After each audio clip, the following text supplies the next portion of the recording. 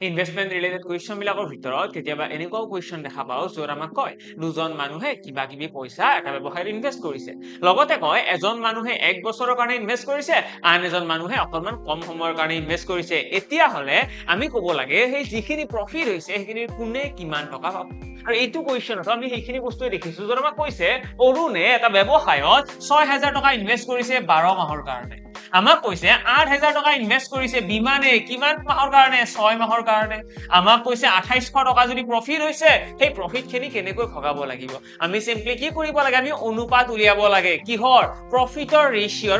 ৰেশিও কেতিয়া ওলাব যদিহে এই ইনভেষ্টমেন্ট আৰু সময়ক পূৰণ কৰো অৰ্থাৎ আমি এনেকৈ ক'ব পাৰিম যে অৰুণে যিখিনি প্ৰফিট ওলাব সেই প্ৰফিটৰ ইমানখিনি পাৰ্ট পাব ঠিক আছে প্ৰফিটৰ কিমান পাৰ্ট পাব 6000 * 12 আৰু এই বস্তুটোৰ অনুপাত কাৰ লগত উলিয়াম 8000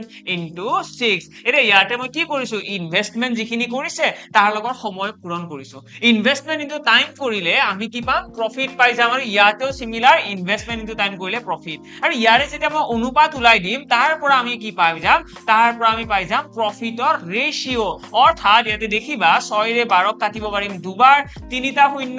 শূন্য কাট খাই যাব দেন আকৌ কিৰে কাটিব পৰা যাব 2 ৰে কাটিব পাৰিবা এটো 4 বাৰ 2টো ইফালে কাট খাই গল 2 ৰে আকৌ দুবাৰ গল দেন ইয়াতে 2 ৰে এটো 3 বাৰ তো ফাইনালি আমাৰ आंसर কিমান আহি গল 3:2 তো 3 অনুপাত 2 এই অনুপাতটোত আমি ইহতৰ যিখিনি টকা প্ৰফিট হৈছে অৰ্থাৎ 2800 টকা হেতু ভগাব লাগিব আমি এনেকৈ লিখিব পাৰিম যে 5 ৰেশিও ইজ ইকুৱেল 2800 টকা আৰু ইয়াৰে পৰা তোমালোকে পাই যাবা 1 ৰেশিও ইকুৱেল 560 rupees যদি 1 ৰেশিও ইজ ইকুৱেল 560 rupees হয় আমাক উলিয়াব কি দিছে ফাইন্ড देयर शेयर्स মানে কোনে কিমান টকা হ'ব তো আমি কি কৰিম এবাৰ 3 ৰ লগত এটো পূৰণ কৰি দিম কিমান হ'ব